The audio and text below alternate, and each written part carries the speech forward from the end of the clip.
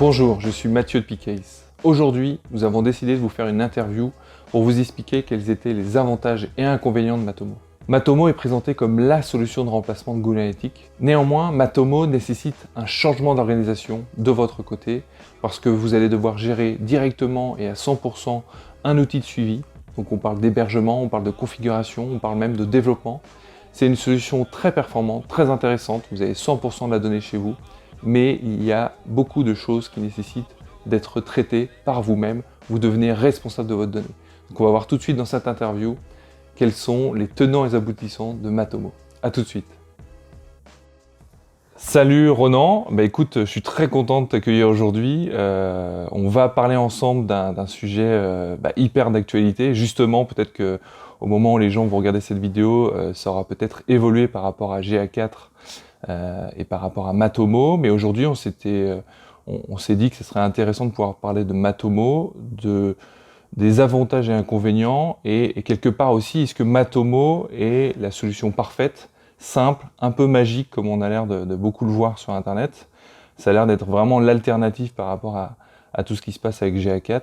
Donc on va essayer de décrire un peu ça, de rentrer un peu dans le détail. Mais tout d'abord, je te propose de te présenter. Bonjour Mathieu, donc moi c'est Ronan Hello, je suis développeur indépendant depuis 2016 et formateur en Digital Analytics depuis 2018. Je fais des cours dans l'étude supérieure, principalement dans des écoles à Nantes. Et puis là, depuis quelques années, je fais la formation principalement autour de Matomo en entreprise pour former toutes les nouvelles entreprises à migrer vers cet outil-là. Et je vais peut-être dévoiler un secret, mais tu n'as que 26 ans et tu fais déjà énormément de choses. C'est assez impressionnant, je trouve. Donc bravo à toi. Voilà, et puis moi, je suis donc Mathieu Chapon, je suis un fondateur de Search 4 Site, qui s'est maintenant renommé depuis mai 2022 en Picase. Donc voilà, je suis très heureux aujourd'hui de vous accueillir. Et puis donc on va rentrer tout de suite dans le vif du sujet par rapport à Matomo. Donc on s'était un peu préparé à cette présentation et peut-être que dans un premier temps, on peut essayer de se rappeler un peu la situation, le contexte dans lequel on se trouve vis-à-vis de RGPD et vis-à-vis aussi du coup de Google Analytics. De ton côté, est-ce que tu peux nous faire un rapide retour par rapport à ça? Je pense que l'actualité est tellement importante autour de ces sujets qu'on est tous à peu près au courant des difficultés qu'on peut avoir par rapport à la protection des données personnelles. Voilà, écoute, toi Ronan, qu'est-ce que tu en penses et qu'est-ce que tu peux nous dire là-dessus? Du coup, on se trouve dans le contexte où aujourd'hui la plupart des éditeurs de sites ont un outil d'analyse d'audience en place qui est dans la plupart des cas Google Analytics. Jusqu'à aujourd'hui, les sanctions paraissaient un peu lointaines et globalement tout le monde a conservé l'outil sur son site. Et à partir de février 2022, la CNIL a commencé à annoncer le fait que GA3 serait illégal en ciblant quelques gros acteurs français. Là, on est le 30 juin, il y a à peine 4 jours.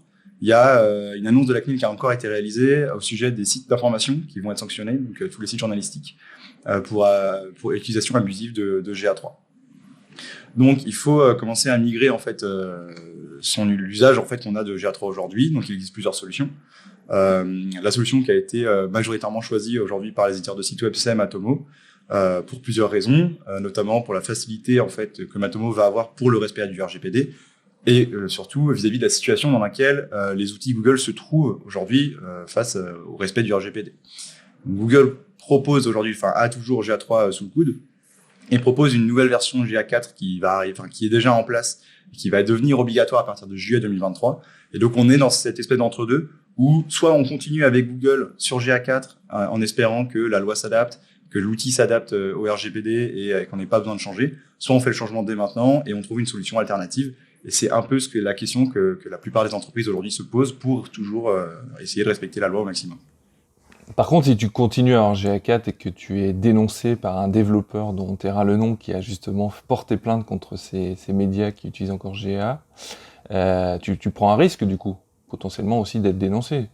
C'est ça. Alors l'utilisation de GA3 aujourd'hui, là il n'y a pas de surprise dessus, elle est complètement illégale. Celle de GA4, elle est amenée à devenir légale, mais pour l'instant c'est pas encore le cas.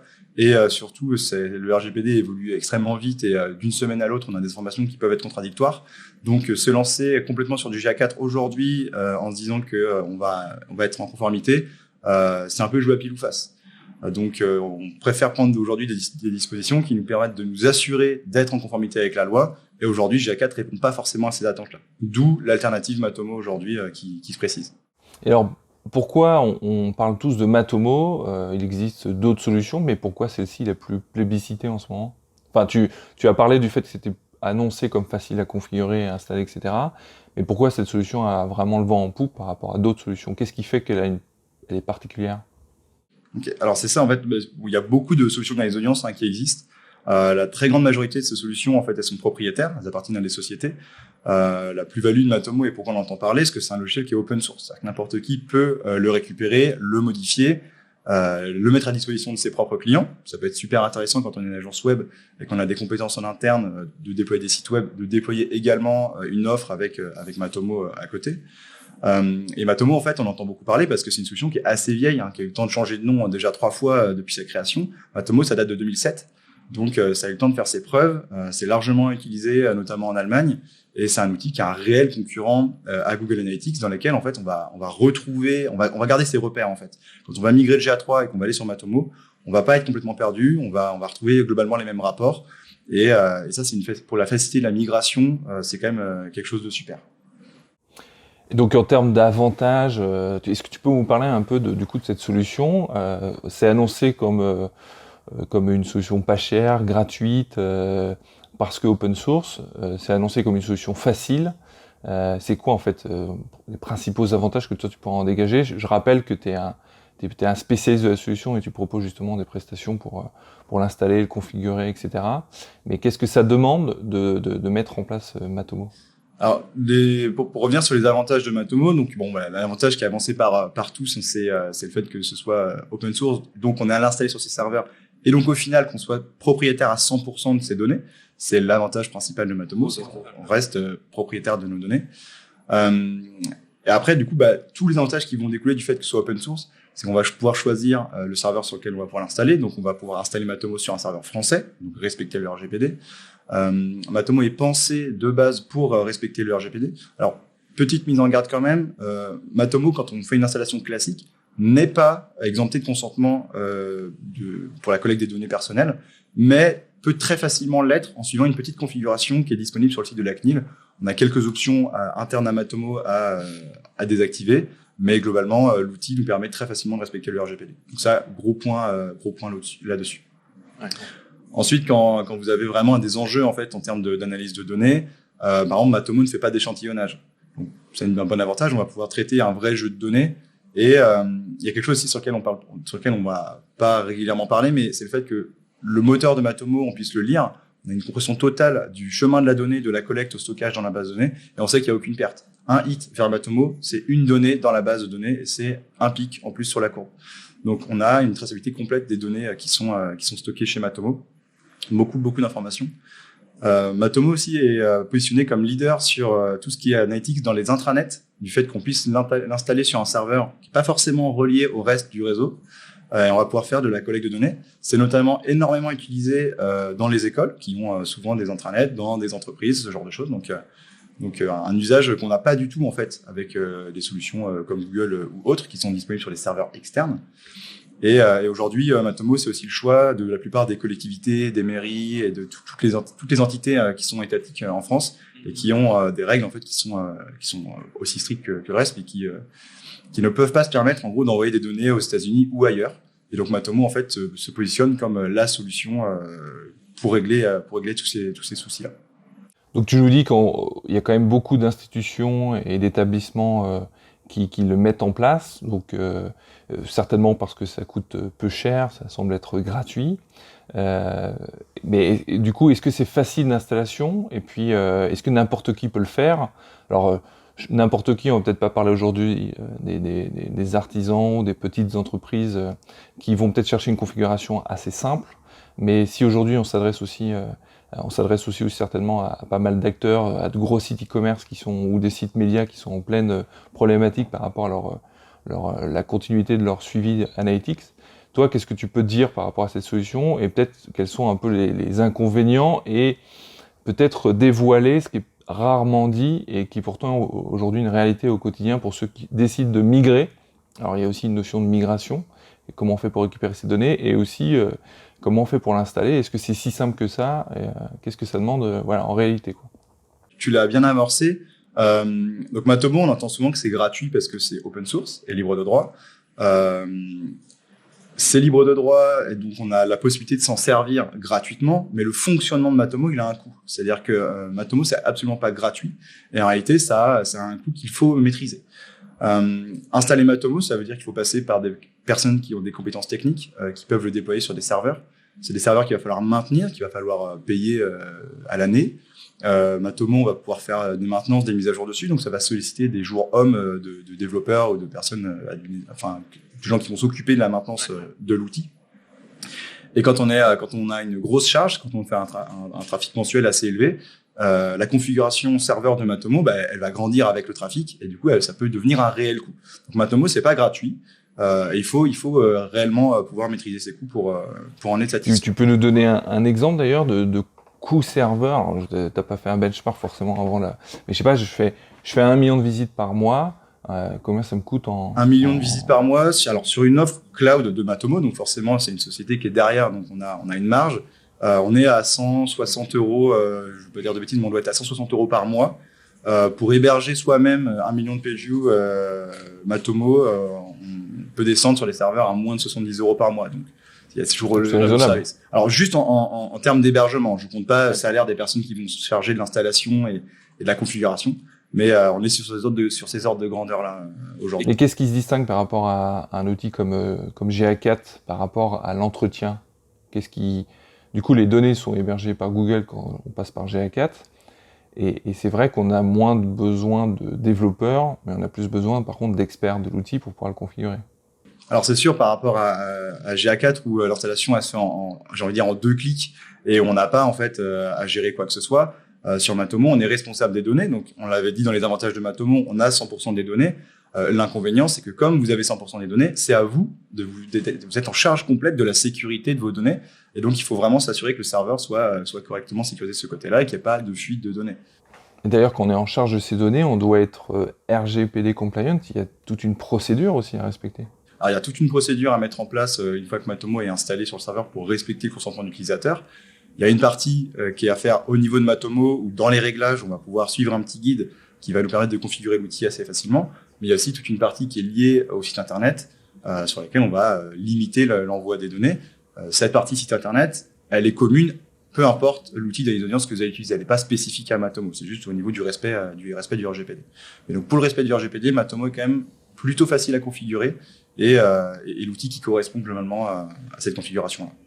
Et pour une entreprise qui a vraiment beaucoup de leviers d'acquisition, qui a d'autres outils comme pour la conversion, pour le calcul de la répartition des ventes, etc. Je pense à Eularian ou à d'autres outils de ce type-là. Est-ce que c'est facile de connecter cet outil à tous ces autres à tous ces autres outils pour justement avoir un dashboard qui convient et qu'on puisse retrouver un peu ces petits lorsqu'on était auparavant peut-être sur GA? Via des connexions. Donc aujourd'hui, Matomo, du fait que ce soit connecté sur votre propre serveur, Matomo, en fonction de là où vous l'installez, vous allez lui définir un domaine et une URL. Donc pour des outils externes, la connexion API, donc la connexion directe entre deux outils vers Matomo, va être un poil plus complexe que celle de GA, surtout qu'elle n'est pas standardisée. En réalité, elle n'est pas complexe à réaliser. C'est juste qu'aujourd'hui, comme Matomo n'était pas aussi populaire que GA, la plupart des outils marketing n'ont pas intégré de connecteur Matomo. Cette tendance, elle a bien entendu, elle a vocation à évoluer et à prendre en charge de plus en plus les connecteurs vers Matomo. C'est ce qu'on peut observer, notamment quand on peut faire aujourd'hui des connecteurs vers Google Data Studio, ce genre de choses. Alors, connecter Matomo à Google Data Studio, la logique qu'on peut avoir derrière. Mais en fait, Matomo est doté d'API qui sont très puissantes, parce que l'outil est intégralement conçu autour de son API. Et on peut exploiter 100% des données de Matomo très facilement au travers de l'API. Moi, je m'en sers de manière régulière. Et aujourd'hui, on peut le connecter à n'importe quel outil pour peu qu'on ait aujourd'hui des compétences techniques en interne. Demain, que les outils auxquels on va se connecter permettent des connexions simplifiées en ayant juste à rentrer des identifiants de connexion finalement.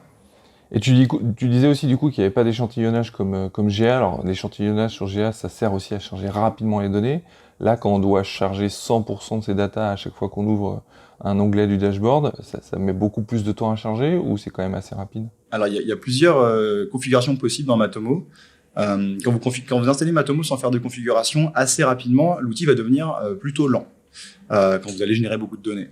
Mais je vous rassure, Matomo, évidemment, a été construit pour encaisser énormément de trafic, donc il y a une parade à ça. Il y a des outils qui permettent d'archiver les données plusieurs fois par jour et de continuer d'avoir des rapports qui chargent extrêmement rapidement. Donc, c'est des tâches de fond, finalement, qui vont ranger les données correctement pour permettre à Matomo de générer les rapports extrêmement rapidement. Donc là-dessus, il y a une bonne parade. Sur Matomo, il y a des guides pour permettre de faire des installations de Matomo pour des grands comptes jusqu'à, par exemple, 10 millions de pages vues ou plus. Donc, l'outil sera jamais, en fait, la limite en termes de trafic. C'est plutôt la configuration de votre serveur ou même les langages qui sont utilisés. Donc là-dessus, je ne fais pas tellement de soucis. Et derrière, pour la génération des rapports, la très grande majorité des rapports vont continuer de charger rapidement. Il existe quelques limites aujourd'hui sur Matomo, notamment concernant les utilisateurs connus, donc les utilisateurs de retour qui ont déjà réalisé des sessions. Par défaut, Matomo va limiter en fait ce rapport-là à une ancienneté de 1 mois. Si on va avoir plus que1 mois de données dans ce rapport-là, le rapport va se désactiver. Et une autre limite que je peux observer aujourd'hui, sur laquelle je travaille activement pour faire des modifications au niveau de Matomo, c'est le rapport sur les transitions qui, si on a vraiment beaucoup de données, le rapport va mettre trop de temps à charger et le serveur en fait va faire un timeout, donc il va mettre trop de temps à générer le rapport, il va arrêter la requête en cours de route. Et donc c'est le seul rapport aujourd'hui qui va pas se charger complètement, mais on travaille activement sur une solution. Mais sinon tout le reste de Matomo va être 100% fonctionnel, même avec beaucoup de trafic. Et d'ailleurs, alors, si on parle un peu de migration, j'ai un GA depuis des années.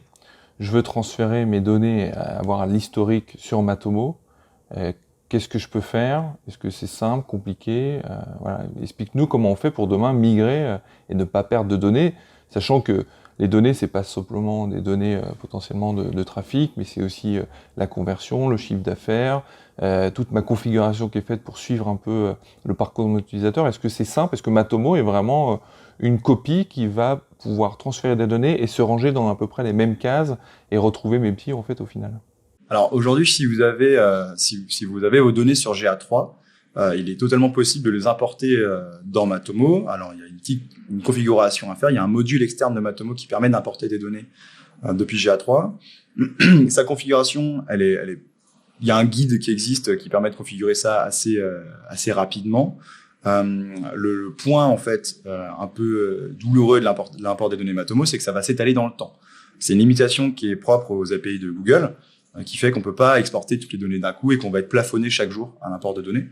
Et du coup, je vous invite, avant d'importer l'intégralité de vos données, à bien réfléchir à l'usage des données que vous allez avoir. Et surtout, est-ce que c'est important pour vous d'importer 100% de vos données ou juste d'importer une période récente, finalement, dans l'ensemble de ce jeu de données-là? Ce qu'il faut bien comprendre, c'est que GA3 ferme ses portes au niveau de la collecte de données en juillet 2023, mais les rapports resteront accessibles. Donc, si vous voulez pouvoir accéder à d'anciennes données, vous allez les avoir dans GA3. Par contre, vous ne pourrez pas les comparer directement avec les données que vous allez commencer à collecter dans Matomo à partir, pourquoi pas, d'aujourd'hui. Donc, vous pouvez importer, par exemple, une dernière année complète dans Matomo, mais n'importez pas les 10 dernières années. Ça n'a aucun intérêt, probablement moins d'intérêt, et surtout, ça va nécessiter beaucoup de temps au niveau de l'import des données. Et aujourd'hui, ce qu'on peut observer, ce que je pense essayer aborder, c'est le schéma de données en fait qu'on va avoir au niveau de GA3, qui est vraiment orienté pour l'analyse d'audience liée au web. Donc, on est sur un modèle avec des utilisateurs, des sessions, des pages vues et des événements. Et aujourd'hui, en fait, Google fait une mise à jour de son outil vers GA4, où le schéma de données change complètement. On va être sur un outil qui va être intégralement basé sur les événements. On peut entendre un peu de tout. Honnêtement, je trouve que c'est quand même une belle mise à jour et je comprends complètement l'intérêt de passer aujourd'hui sur un schéma de données qui est entièrement basé sur les événements. Les usages aujourd'hui qu'on a des outils évoluent complètement. On a des sites web, mais on a aussi des applications mobiles. On pourrait faire de la collecte de données sur des objets connectés. Donc, en réalité, le positionnement que prend Google Analytics avec GA4 est totalement justifié. Aujourd'hui, Matomo, le schéma de données qui est exploité, c'est le même à peu près que celui de GA3. Du coup, la migration, elle se fait facilement. On conserve nos repères, mais par contre, il faut faire attention à ce que dans les prochaines années, Matomo entame cette migration vers un jeu de données plutôt basé sur les événements. Le changement de jeu de données qu'on a entre GA3 et GA4, il rend impossible la migration des données de GA3 vers GA4. Et c'est pour ça qu'aujourd'hui, il faut profiter du fait qu'on n'ait pas de migration possible entre GA3 et GA4 pour être sur une position où on a autant on va avoir aussi peu de données en migrant, en partant sur un GA4 que sur un Matomo. Et donc c'est aujourd'hui qu'il faut faire le choix. Dans tous les cas, on repart avec 0 données. Donc autant choisir Matomo vis-à-vis de GA4. On partira avec le même départ. Et alors justement, j'ai une question boule de cristal, complètement ouverte, et par rapport à peut-être tes sentiments par rapport à cette situation-là, mais est-ce que Google, qui gagne tellement d'argent sur d'autres, enfin surtout avec Google Ads et avec tous ces autres services, est-ce que vraiment il peut se permettre que on a l'Europe entière qui commence à délaisser son outil, c'est pas un problème pour lui, et quelque part, bon voilà, il arrivera largement à vivre sans? Ou est-ce que tu crois que dans les jours, les semaines, les mois qui viennent, ils vont prendre une décision assez importante qui va faire que leur solution va redevenir compliant par rapport à la CNIL? Parce que c'est quand même une situation incroyable. Google a l'air de trouver des solutions mais qui ne conviennent pas. La solution est toujours illégale en France, quand même, le mot est incroyable.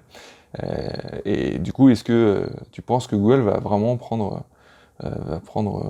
Alors, tu as bien fait de dire boule de cristal, parce que ça va être mon point de vue. Mais aujourd'hui, Google peut pas se priver d'un marché européen, même si on représente peut-être une goutte d'eau dans l'ensemble du monde. Aujourd'hui, on a un marché qui est extrêmement actif. Donc, Google peut pas se priver du marché européen. Aujourd'hui, ce qui est visé par la CNIL, c'est la collecte de données personnelles. Donc là, aujourd'hui, la plupart des sanctions qui sont prises, c'est envers GA3. L'outil GA4 aujourd'hui n'est pas 100% légal, donc on peut pas y aller en se disant c'est bon, c'est forcément le futur. Aujourd'hui, GA4 est construit de manière à ce que quand l'outil sera prêt et les lois stabilisées, parce qu'aujourd'hui ça change un peu régulièrement, enfin ça change régulièrement, que GA4 puisse respecter le RGPD. Alors on va parler de plusieurs niveaux. Il y a le consentement utilisateur, c'est-à-dire que GA4 probablement va nous permettre de faire de la collecte de données avec consentement utilisateur. Là où Matomo nous permet de faire de la collecte de données sans consentement utilisateur. Du coup, Matomo, on pourra collecter 100% des données, 100% des données de trafic. Là où avec GA4, on va avoir notre éternel bandeau cookie, et finalement la situation ne va pas beaucoup plus évoluer que ce qu'on a déjà. Dans tous les cas, le RGPD va s'appliquer du coup au niveau européen, et du côté des États-Unis, on va avoir le Privacy Shield qui est mis en place. Donc l'idée aujourd'hui pour Google, c'est d'avoir un Privacy Shield et un RGPD qui sont un peu identiques au niveau des règles pour permettre un transfert des données depuis l'Europe vers les États-Unis et continuer à utiliser GA4 en Europe. Aujourd'hui, c'est pas fait. Aujourd'hui, on n'est pas encore à ce point-là, et donc je peux pas affirmer que demain GA4 sera la solution que tout le monde aura, même s'il y a de fortes chances que aujourd'hui, même s'il y a de fortes chances que demain GA4 trouve une parade pour rester dans les clous. Mais aujourd'hui c'est pas le cas, donc on verra. Je suis pas devin sur cette partie. Très bien. Écoute, peut-être une dernière question, mais du coup, pour toi, Matomo, ça s'adresse à qui? Moi, je trouve ça assez intéressant aussi par rapport à ce choix de prendre une solution open source, c'est que auparavant, il y avait beaucoup d'entreprises qui, en réalité, n'avaient pas d'experts analytiques en interne, n'avaient pas forcément des gens dédiés ou des équipes dédiées. Le fait de passer aussi sur Matomo, je trouve que ça permet aussi de déployer une véritable équipe à la fois dans la configuration et dans la gestion au quotidien. Mais pour toi, voilà, demain, quelqu'un veut passer sur Matomo, qu'est-ce que tu peux lui dire pour qu'il s'y prépare et que c'est pas simplement voilà un changement d'outil?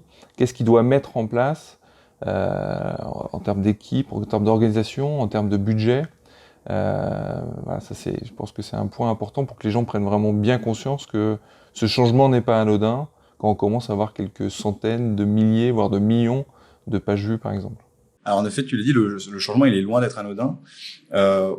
Jusqu'à aujourd'hui, Matomo, ça s'adresse à un public plutôt averti. C'est-à-dire que déjà, avant tout ce bruit qui a été généré par la CNIL, Matomo, c'était un outil qui était principalement connu des experts en digital analytics dans le monde, et qui s'adressait pas tant que ça à un public, du tout public. Aujourd'hui, ça évolue, puisque aujourd'hui Matomo est de plus en plus populaire. Il y a de plus en plus d'offres. Mais ça reste un outil qui est quand même assez complexe, qu'il faut maintenir, qu'il faut mettre en place, sur lequel on peut faire évoluer beaucoup de choses. Donc aujourd'hui, Matomo, pour moi, ça va s'adresser principalement à des entreprises qui vont avoir un réel intérêt à collecter de la donnée. Alors, ça paraît un peu flou, mais en fait, je fais une segmentation entre la plupart des personnes qui sont des petits éditeurs qui vont avoir des sites parce qu'aujourd'hui, il faut avoir une présence sur Internet et qui vont passer commande de sites Internet auprès d'agences. Et à la livraison, l'agence va avoir jusqu'à aujourd'hui plugué un GA3 dessus. Mais finalement, le client, il va pas réellement aller faire d'analyse d'audience, il va pas prendre de décision basée sur la donnée. Et aujourd'hui, ce client-là, il a quand même intérêt à passer sur Matomo, mais la marge, elle va être très élevée pour ce client-là. Alors que pour les entreprises qui vont avoir une vraie stratégie digital analytics, qui vont avoir des équipes qui sont dédiées, des traffic managers, des gens qui vont vraiment aller chercher à faire de l'optimisation, et surtout qui vont prendre des décisions qui sont basées sur la donnée, là, il y a tout intérêt à migrer sur Matomo. Donc, pour bien migrer sur Matomo, il faut bien comprendre que c'est un outil qui s'entretient. On l'a dit plusieurs fois pendant ce petit échange, mais Matomo, aujourd'hui, Google, c'est gratuit, mais il y a des armées d'ingénieurs qui bossent derrière pour que ça tienne debout et que ce soit fluide, etc. Matomo, c'est pareil. Alors, je vous rassure, ça tourne très bien. Vous pouvez l'installer sur le serveur. Globalement, ça va pas cracher. Moi, j'ai jamais d'erreur avec mon Matomo, mais il faut l'entretenir quand même. Donc, il faut une petite équipe, il faut une personne qui soit qualifiée. Donc, on peut se former assez rapidement sur l'outil pour apprendre à gérer tout ça. Il y a beaucoup de ressources qui existent sur Internet pour avoir une installation propre de Matomo. Mais quand on est un artisan aujourd'hui, on va pas avoir envie de migrer sur Matomo soi-même, et c'est à notre prestataire web j'ai envie de dire, de faire la migration pour vous. Quand vous êtes une PME ou un groupe ou collectivité, mairie, ce genre de choses, là, vous avez tout intérêt à migrer sur du Matomo, à gérer vous-même votre instance en interne, si possible sur des serveurs qui sont situés en France, et d'avoir une équipe qui est dédiée à l'entretien de cet outil-là. Super, Ronan. Bah écoute, merci beaucoup de ces informations. Ce qu'on peut dire déjà, c'est que sur ton site Ronan Hello, il y a pas mal d'informations. Il y a pas mal d'informations pour aider justement à l'installation, pour aider à la configuration. Tu proposes aussi une formation pour pouvoir se former, former ses équipes et donc devenir autonome. J'avais envie aussi rajouter un point par rapport à Matomo, c'est que par rapport au fait que maintenant, aujourd'hui, la data est au cœur des stratégies d'entreprise, c'est vrai que c'est une vraie solution Matomo pour pouvoir récupérer cette data et pouvoir la travailler, l'analyser, la mixer, sortir des insights hyper intéressants tout en les croisant avec des données d'API de d'autres outils. Donc ça, c'est quand même vraiment incroyable. C'est vrai qu'il y a beaucoup de belles entreprises qui tournent avec uniquement un Matomo en interne et ça fonctionne très très bien. Donc pas de limitation à ce niveau-là. Et Matomo, alors tu me disais aussi que du coup, il y a un gros événement mondial sur Matomo. Tu peux nous en parler, nous dire quelques mots ? Donc depuis, alors c'est la deuxième édition là qui va se passer le 3 et 4 novembre 2022. Donc il y a un événement qui s'appelle le Matomo Camp qui rassemble globalement les experts en analyse d'audience qui s'intéressent au sujet de Matomo. Que je vous invite bien évidemment, l'événement, je vous invite à y participer. C'est un événement qui est en ligne, qui est sur 2 jours. La majorité des conférences seront en anglais, mais il y aura également des conférences en français, des conférences en allemand. Tu vas en donner, toi, du coup ? J'ai mon petit sujet sous le coude. L'année dernière, j'étais aussi conférencier à cet événement-là. Et voilà, si vous voulez progresser, si vous voulez vous intéresser de plus en plus à Matomo, c'est 2 dates qui sont incontournables. Et c'est donc, je leur dis, le 3 et 4 novembre 2022. Super. Ronan, franchement, génial. Merci beaucoup de ces informations. N'hésitez pas, en tout cas, on mettra tous les liens dans la description de cette vidéo-là. Je te remercie. Puis voilà, si les gens veulent l'installer, configurer, ou en tout cas s'y intéresser, qu'ils n'hésitent pas à te contacter, j'imagine. C'est ça. N'hésitez pas à passer par moi. Donc, mon site, c'est ronan-hello.fr. Il y a tout ce qu'il faut dessus pour me contacter. Et si vous souhaitez pas me contacter parce que vous êtes timide, le contenu qui est sur le site, normalement, devrait vous aider à arriver au moins à une installation fonctionnelle et plus. Super. Écoute, merci Ronan. À très bientôt. Merci à vous.